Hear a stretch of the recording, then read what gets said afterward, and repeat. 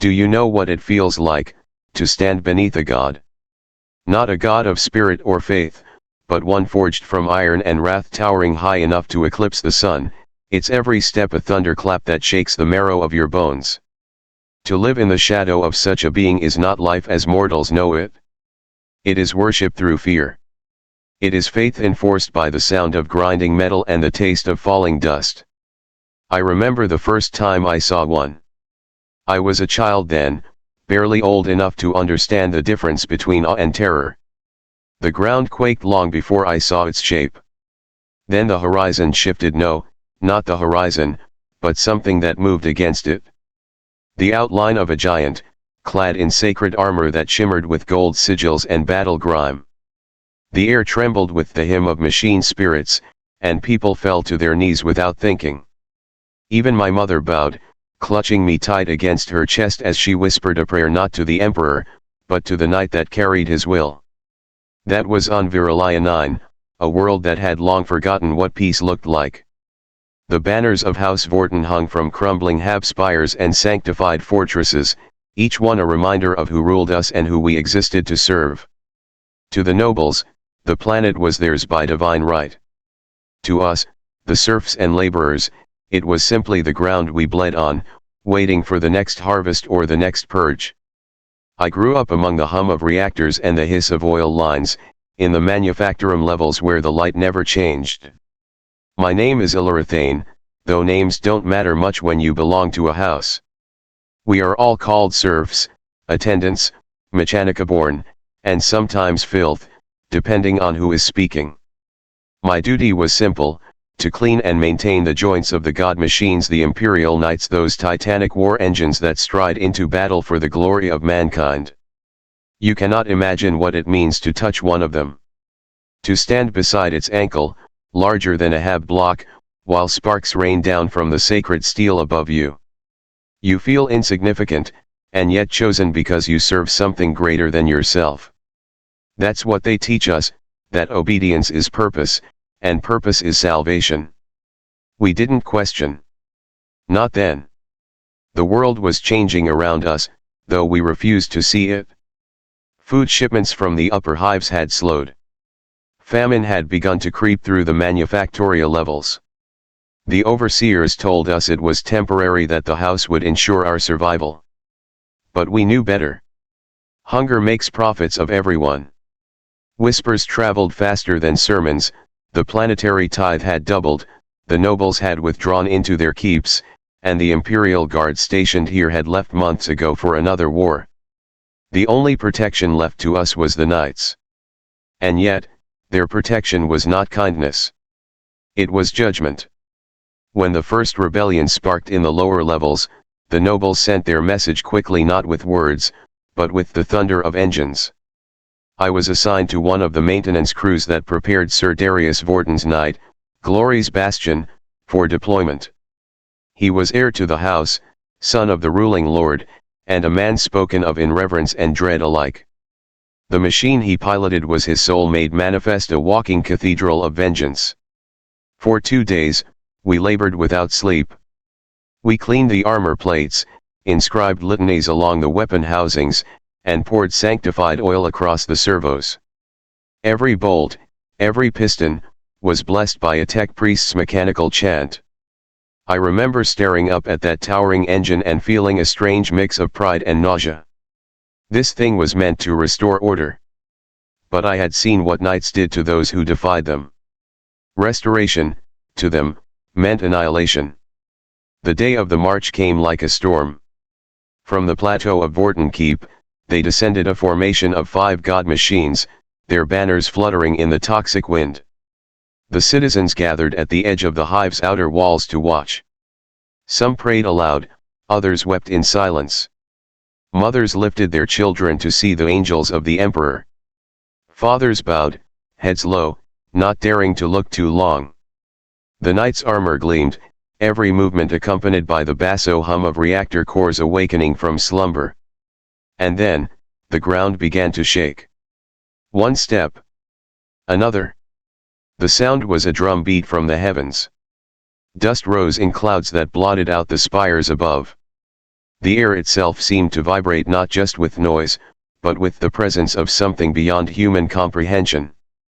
I could barely breathe. I remember clutching my wrench so tightly that the metal bit into my palm. "Do not look up," one of the overseers hissed at us. To look upon their faces unbidden is to profane their holiness. But I did look. I couldn't help it. The faceplate of Glory's bastion was carved like the visage of an avenging angel, serene and merciless, its optics burning with cold light. I wondered, for a fleeting instant, if Sir Darius could see us down here, the ones who polished his armor, scrubbed his blood, fed his engines. Did he even know our names? Did he know the faces of those whose lives trembled beneath his steps? When he spoke through the Knight's voxcaster, his voice was amplified to thunder. "By decree of House Vorten, and in the name of the God Emperor of mankind, rebellion shall be purged. Order shall be restored." The people cheered, though the sound was hollow. It wasn't joy, it was survival. To cheer was to be seen as loyal. To remain silent was to vanish in the night. I remember thinking, as Glory's bastion strode past me, that there was no malice in the way it moved, only certainty. The certainty of a God that does not question the worth of its worshippers. And in that moment, I understood what it meant to live beneath a God. After the march, silence hung over Viralia 9 like a shroud. The ground still trembled faintly, long after the knights vanished into the horizon, as if the world itself remembered their passing and could not forget. We, the serfs, returned to our quarters beneath the keep, and the hymns of devotion echoed faintly through the vents above. Every verse carried the same message: honor through obedience. Salvation through service. It was easy to believe those words when you were born among machines. When your life's purpose was to maintain them, clean them, keep them running. We were told that to serve a knight was to serve the Emperor directly, that each gear we tightened and each plate we polished was a prayer made tangible. And for a while, I believed it. Sir Darius Vorten the heir, the lord I served, was spoken of with reverence. Among his house, they called him the Radiant Blade of Viralia, a title earned in wars I had only heard of through whispers. He had fought orcs on Calthar Reach, driven back cultists on Hrax Prime, and earned a dozen commendations from the Mechanikus. To the nobles, he was the embodiment of knightly virtue, courage, honor, faith. But among the serfs, the stories were different. We heard of his temper, of his disdain for those beneath him, of his belief that civilians were little more than tools for the Imperium's grand design. Still, we dared not speak those stories aloud. To criticize a knight was blasphemy and affront to the Emperor himself. When the knights returned from their purge of the lower hives, they brought with them the smell of burnt ozone and ash. The great engines were streaked with soot and blood, their banners torn but their pride unbroken. I watched as Glory's bastion was led into the maintenance hangar, its feet stained with what I knew were not enemy remains alone. The priests chanted their hymns of victory while we, the laborers, were ordered to cleanse the holy machine of its battle scars. As I scrubbed the crimson stains from the armor's joints, my reflection wavered in the metal surface, small, distorted, insignificant.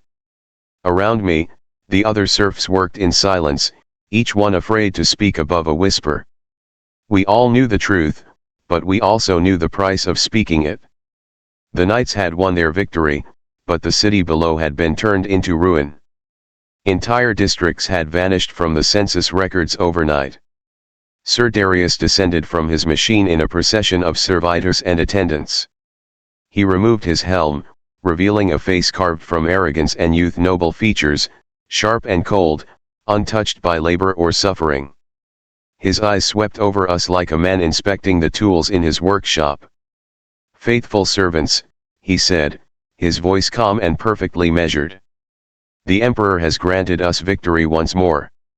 The rebels are purged, and peace is restored to his realm." No one dared respond. A pause hung in the air, long and heavy. Then, one of the overseers knelt and offered a word of praise, a hollow chant that we all echoed a second later. "Glory to House Vorten. Glory to the Emperor." Darius smiled faintly, as though our submission were expected, as though it were the natural order of things. "Continue your duties," he said. "Order must be maintained." He walked away, his gilded armor gleaming under the lights, leaving behind only the echo of his steps and the faint stench of sanctified oil. That night, I could not sleep. I lay in my bunk, listening to the distant hum of reactors and the murmured prayers of those around me. The upper high priests spoke often of balance, that every life lost for the Imperium was an offering to the Emperor, necessary and holy. But when I closed my eyes, I saw the faces of those who had screamed beneath Glory's Bastion's cannons. I wondered if their deaths counted as holy, too. Days passed, and the keep settled back into its rhythm of servitude. Yet something in the air had shifted. There was tension in the manufactoria, a heaviness in the silence of the workers. Food shipments became scarce again, and the nobles blamed inefficiency among the laborers. Punishments became harsher, overseers more cruel. One evening, as I worked alone, a voice broke the monotony. "Illyra." I turned. It was Sir Arden Vale, another knight of House Vorton, though of lesser rank. He was older than Darius, his armor duller, his eyes less proud. He had always treated the serfs with a kind of distant courtesy, not kindness, exactly, but something close to pity. "You served on Darius's crew, didn't you?" he asked. "Yes, my lord."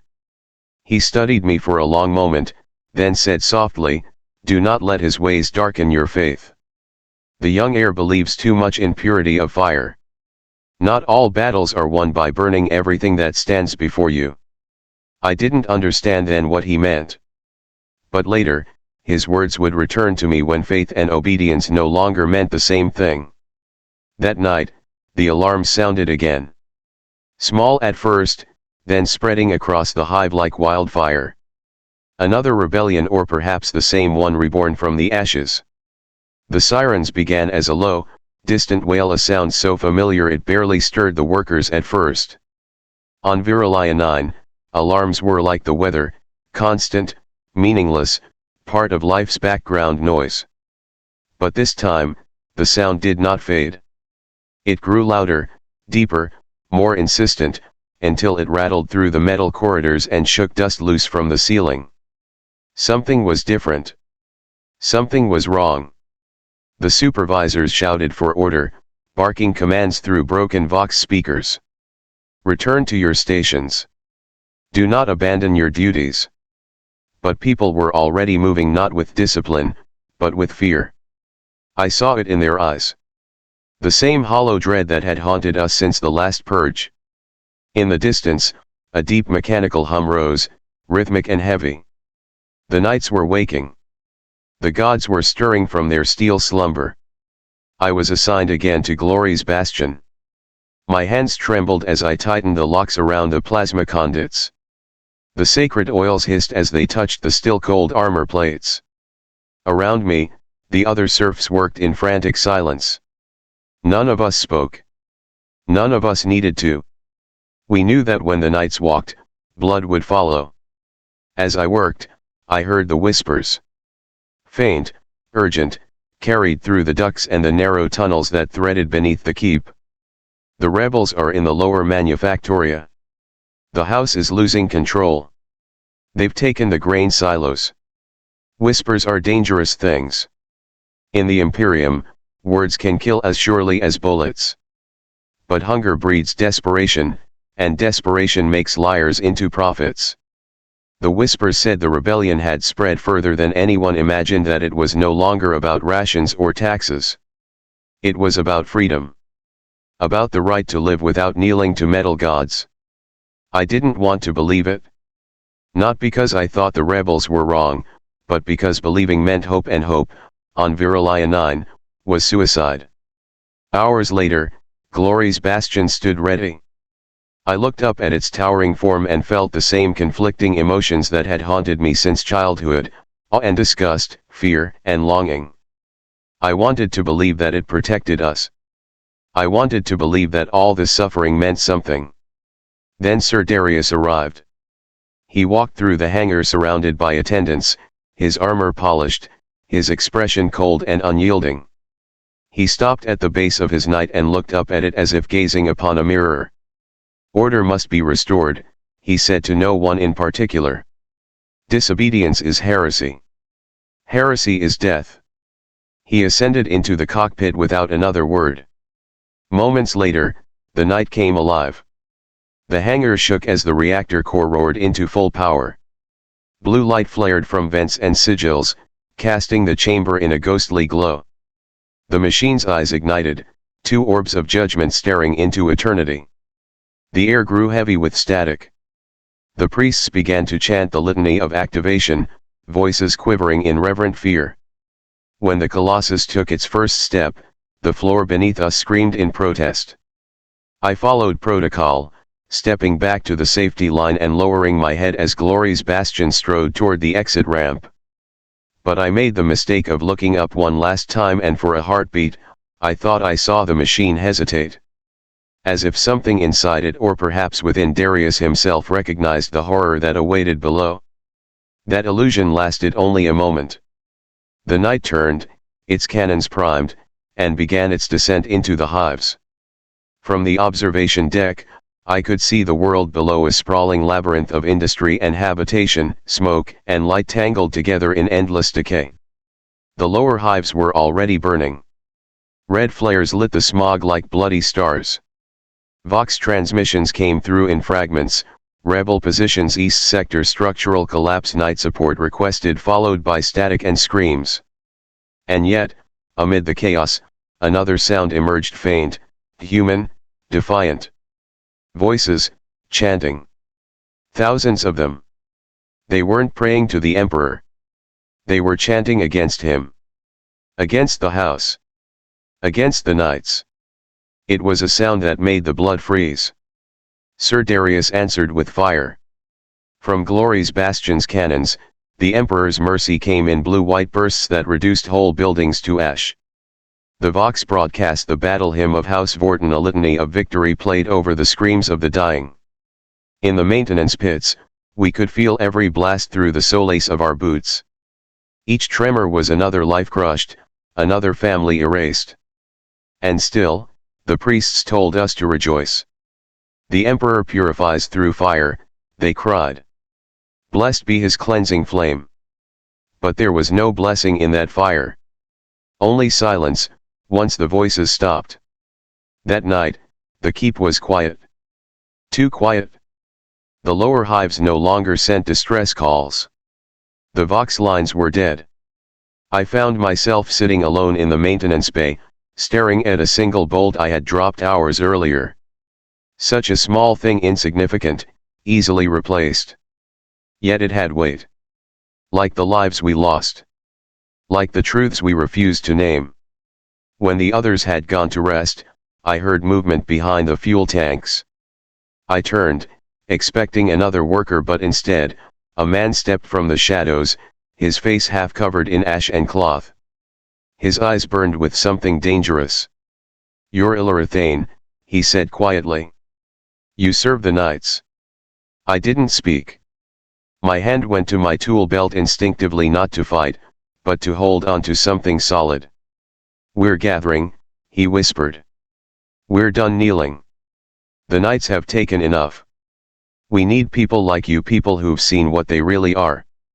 His words struck like lightning. I wanted to tell him he was mad. That rebellion was death. That no human could stand against a god of iron. But part of me, a small, frightened part, wanted to believe him. Before I could answer, footsteps echoed down the corridor. The man vanished into the darkness like smoke, leaving only the faintest whisper behind. "When the gods fall, we will be free." I didn't sleep that night. I sat awake, staring at my hands that had built and cleaned the weapons that slaughtered my own kind. Dawn never truly comes on Virilionine. The sky is a bruise of ash and smoke, and the sun, when it rises, does so reluctantly, its light filtered through the fumes of industry until it looks more like rust than gold. That morning, the rust light turned red. The rebellion had ignited. By the time the first alarm reached the keep, the lower hive was already lost. Whole manufactoria had joined the uprising, grain silos were aflame, the tithe convoys ambushed and stripped bare. The Voxnet crackled with panic, half of it pleas for reinforcement, the other half static. In the sanctum above the hangar, the nobles gathered in silence. I was there only because every serf was needed to prepare the knights for war. The chamber was vast, its walls hung with banners centuries old. The air smelled of incense and oil, a mockery of holiness. Lord Commander Vorton stood at the center, robed in red and white. His voice carried the weight of law. "The rabble forget their place," he said. "My son will remind them." Sir Darius stepped forward, his expression calm, almost serene. "They will learn obedience again, father. The Emperor's justice will be swift." He did not see the flicker of hesitation that passed through some of the older nobles. They remembered other uprisings, other purges. They knew that justice, in the hands of knights, rarely left survivors. But none dared speak. Within the hour, the hangar was alive. The engines of the god machines screamed as they awoke, their reactor cores burning with righteous fury. I moved among them with my tools, numb, automatic, each movement guided by habit. Servitors chanted. Priests anointed. The floor trembled beneath the weight of awakening gods. Darius's knight, glory's bastion, stood at the forefront, its armor newly polished, its heraldry shining despite the soot. I traced the sigil of the house with an oil-stained finger and whispered the activation rites I'd known since childhood. My voice shook. "Machine spirit, heed the call of your master. Let his will be your fire, his wrath your shield." When the engines roared to full power, I felt my knees weaken. The noise was not sound but pressure, a physical force that pressed against the skull, rattled the teeth. Then came the command. "Open the gates." The massive blast doors parted with a groan that shook the mountain. Beyond them lay the world below, black smoke rising from the hive spires, flames licking the edges of the city like the tongues of some hungry beast. The knights stepped forward, one by one, their feet leaving craters in the dust. I followed my assigned crew to the supply lander that would trail behind the lance formation. We were the ones who repaired what the gods broke. As the column moved out, I caught sight of Sir Artenvale in his dull armored knight, marching beside Darius. Their machines towered above us, twin colossi bound by blood and duty. From the voxcasters on Glory's bastion came the booming voice of Darius. "People of Virilia, lay down your arms. The Emperor's mercy is vast, but his patience is not.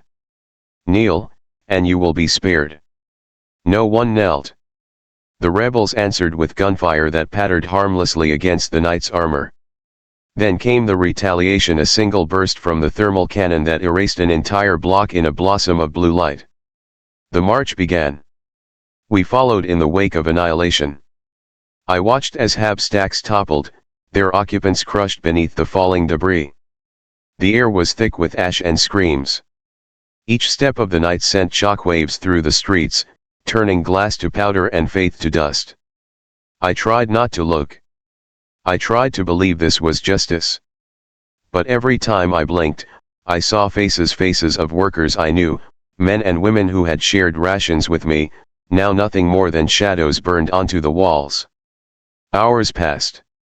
The knights did not tire. The rebellion faltered beneath their advance. By dusk, the lower hive was a grave. The rebels retreated into the catacombs, hunted like vermin. Sir Darius called it order restored. When we returned to the keep, the nobles celebrated. The Feast of Steel was declared. Music filled the halls, and laughter echoed off the marble. They toasted to victory while the smoke still rose outside their windows. We, the serfs, worked through the night, cleaning blood from sacred armor. I found myself beside Sir Arten's knight, scraping dried ash from its greaves. He watched me in silence before saying quietly, "Do you still believe they are gods, Illyra?" I froze. "I believe they are, the Emperor's chosen." He studied me for a long moment. Then pray that he never chooses you. He walked away, leaving me alone with the towering shadow of his machine. The feast continued above, the laughter blending with the hum of reactor cores. I wondered if the nobles could hear the cries from the ruins below. Perhaps they could, and perhaps they called that sound music. That night, I could not eat. I wandered to the outer balcony of the keep and looked down upon the hive. Fires burned in neat circles where the knights had walked. The lines of destruction were perfect, symmetrical, almost beautiful in their precision. 3 days after the Feast of Steel, the alarms wailed again. Hive Delta had fallen silent. At first, the nobles dismissed it as exhaustion, workers too frightened or too broken to resume production. But the silence stretched on, and with it came rumors. Delta had not surrendered. Delta had sealed itself shut. Every gate barred, every vent welded. The workers inside had armed themselves and vowed never to serve again. To the nobles, it was defiance. To Sir Darius, it was blasphemy. When the order came for the knights to march again, there was no celebration this time. Even the nobles' faces were grave. The rebellion was supposed to have ended. This was something worse, a refusal to kneel even in ruin. I was among the serf crews chosen to follow glory's bastion again. The morning air was a choking haze, the sky a dull iron sheet. As we descended toward Hive Delta, the ground itself seemed to recoil from the machine's thunderous steps. From the command box, Lord Commander Vorton's voice cut through the static. Let no traitor remain. Purge the hive. The Emperor demands purity. Those words sealed the hive's fate. When the knights reached Delta's perimeter, the gates loomed ahead, massive slabs of adamantine, scorched and pitted from decades of use. The rebels had scrawled crude symbols on them, a cog crossed by a broken crown. It was not the mark of chaos, it was something simpler. Defiance.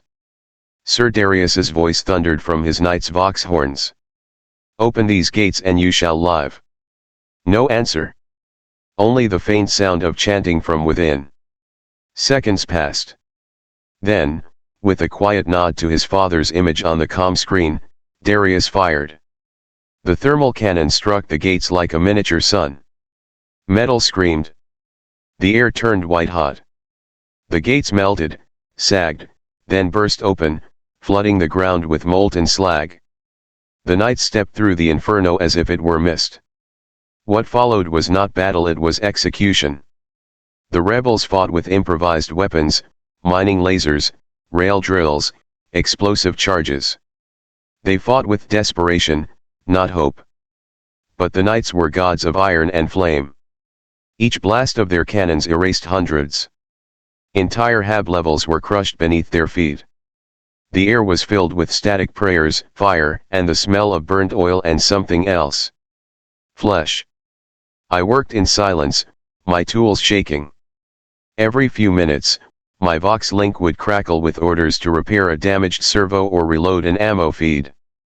My hands obeyed, but my mind drifted, numb. Somewhere in the chaos, I heard a child screaming through a broken comm line. I couldn't tell if it was real or a memory. When night fell, the rebels detonated the hive's fuel reserves.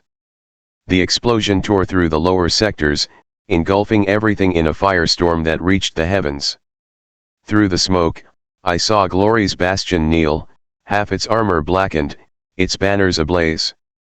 Sir Darius's voice came through, distorted but unshaken. This is victory. This is faith. But the hive below was gone. Tens of thousands dead. No heretics found. No chaos sigils. Just men, women, and children who had dared to say no. When we returned, I could not look at Darius. His eyes were bright with zeal, his smile calm. He knelt before his father and said, "The Emperor's will is done." And Lord Vorton placed his hand on his son's shoulder and whispered, "You have made our house pure again." Pure. That word echoed in my skull. That night, as I walked through the repair bays, I saw what purity had cost. The machines dripped with ash and bone dust. One of the servitors was cleaning dried blood from a knight's greaves, humming a half-forgotten hymn. The sound broke me. I stumbled into the maintenance chapel, a small, dim space where we serfs prayed to the Omnissiah. I fell to my knees, hands trembling, oil and soot streaking my face. For the first time, I did not pray for strength. I prayed for forgiveness. And in that silence, amid the hum of reactors and the far-off cheers of nobles, I heard a voice not divine, but human. "If gods can burn children and call it justice," Arden said behind me, his voice low and hollow, "then perhaps it's time we stop kneeling." I turned. He was still in his half-shattered armor, the machine's glow casting his face in ghost light. He looked at me not as a knight, but as a man. "Will you help me, Illyra?" he asked. The question hung between us, heavier than any vow. The fires of Hive Delta burned for 7 days. 7 days of black smoke blotting out the sun, turning the sky into a bruise that never healed. Every hour, we serfs were ordered to polish the armor of the knights, to cleanse away the soot and blood until the metal gleamed once more, as if the purity of the machine could wash away the sin of its master. But some stains never faded. Arden was no longer the same man. He no longer bowed his head in the nobles' halls, no longer muttered the oaths of servitude that had once defined his every breath. He spoke less, worked harder, and watched everything, especially the faces of those who still believed. I saw him one evening in the armory, staring at his armor shell iron Requiem. The machine stood in the dark like a chained beast, its reactor heart beating slow and deep.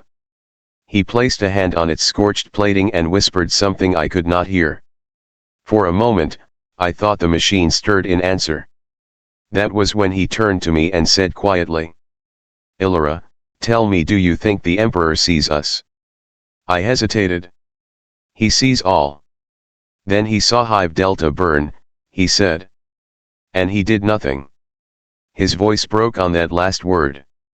I wanted to tell him he was wrong, that faith required suffering, that purity demanded sacrifice. But the words turned to ash on my tongue. Because I had seen it too. I had seen children clinging to the gates, praying to the same emperor who sent the fire down upon them.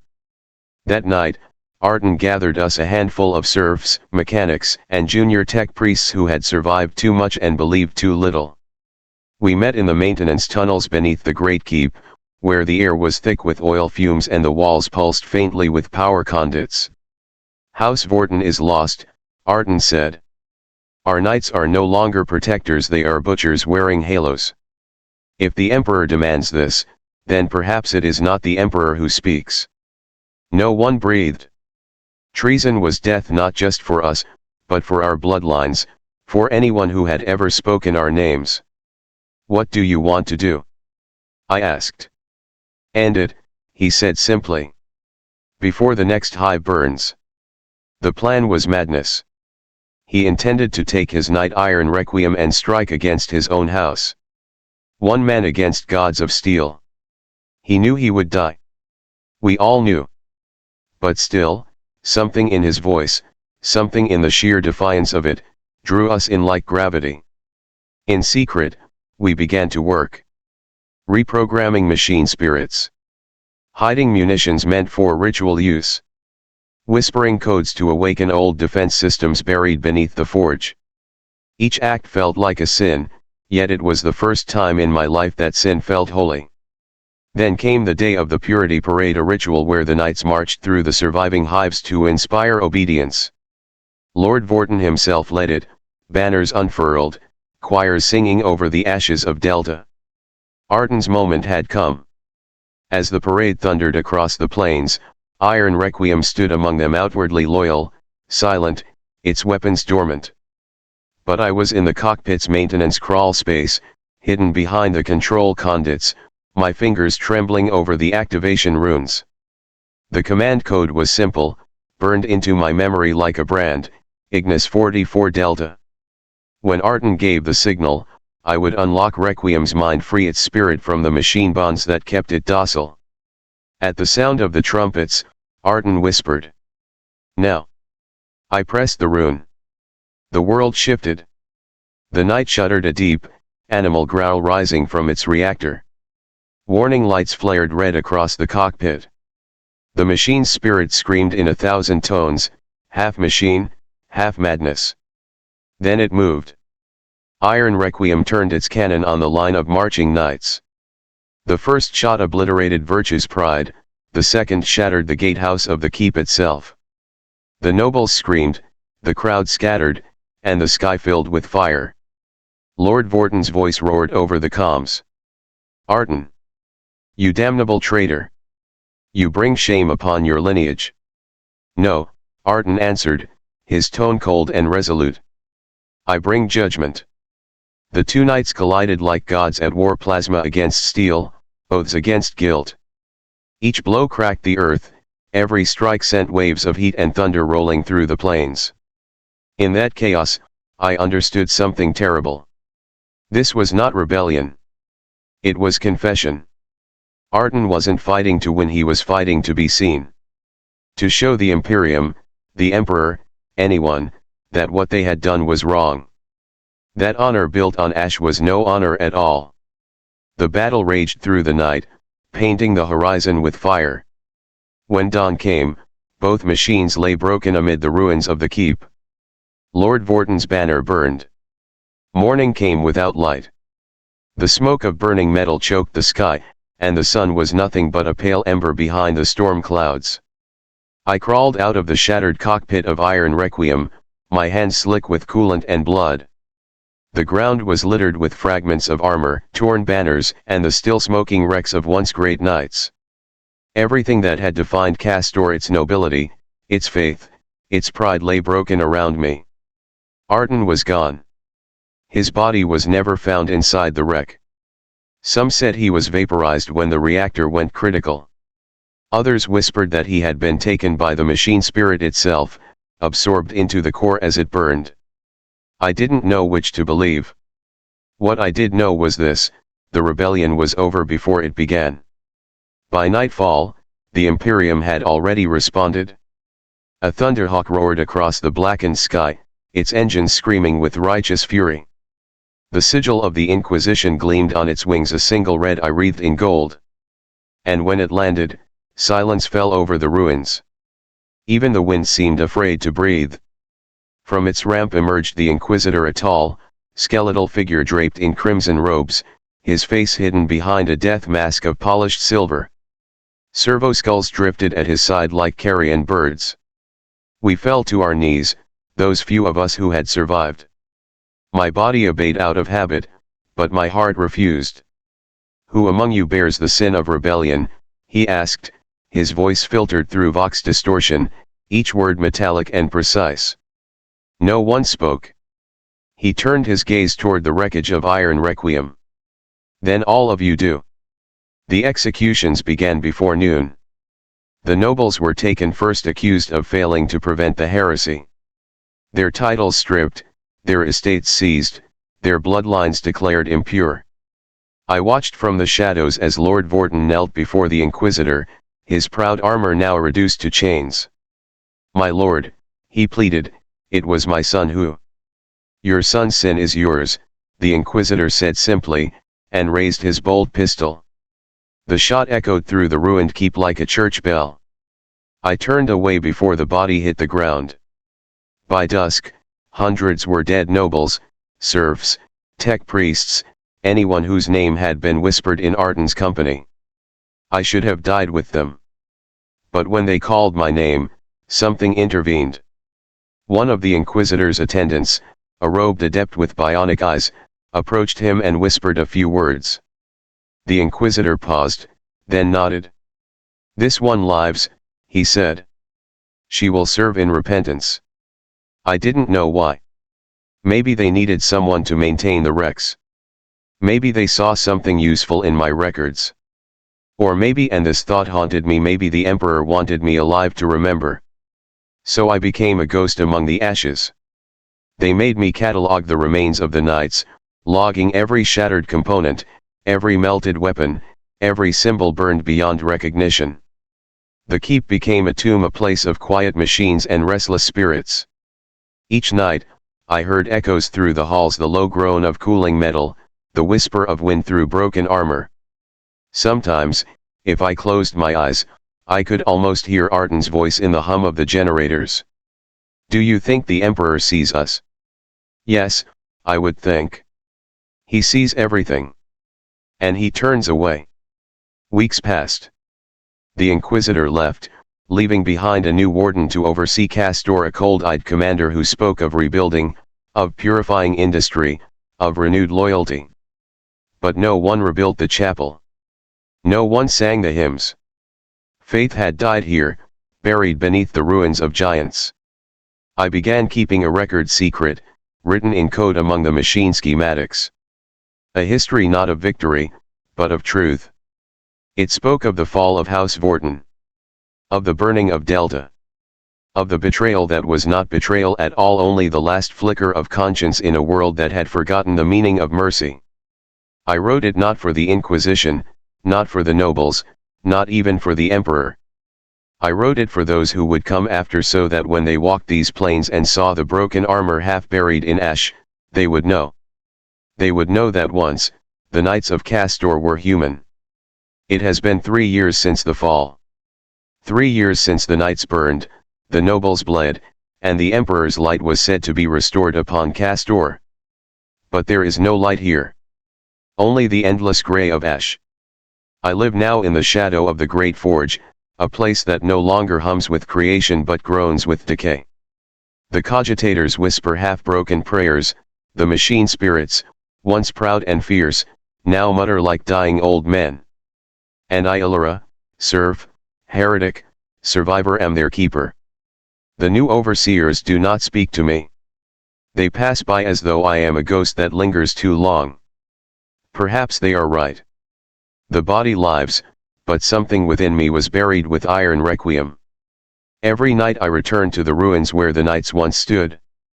Their remains lie scattered across the plain like fallen monuments to pride, twisted limbs of adamantium, blackened banners clinging to rusted poles.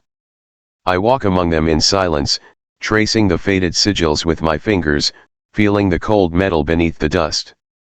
Sometimes, when the wind is right, I swear I can hear them, the echoes of their footfalls, the hiss of cooling reactors, the faint murmur of oaths once spoken with conviction.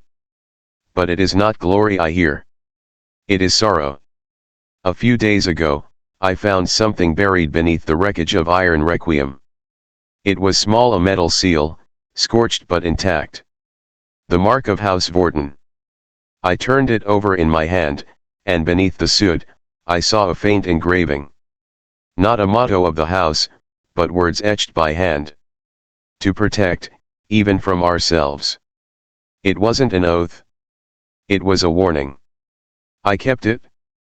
The Inquisition forbids relics of the fallen house, but they cannot strip me of memory. They cannot unmake what I have seen. Every night, I write another page of my record, coded among the maintenance logs and archived in forgotten data vaults deep beneath the forge. A story of how the Emperor's chosen burned their own. A story of a man who stood against gods. A story that must survive even if I do not. Because someday, someone will find these words. Maybe a worker, maybe a wanderer, maybe another knight who still dreams of honor. And when they read them, they will know that not all who kneel do so willingly, and not all who stand do so out of pride.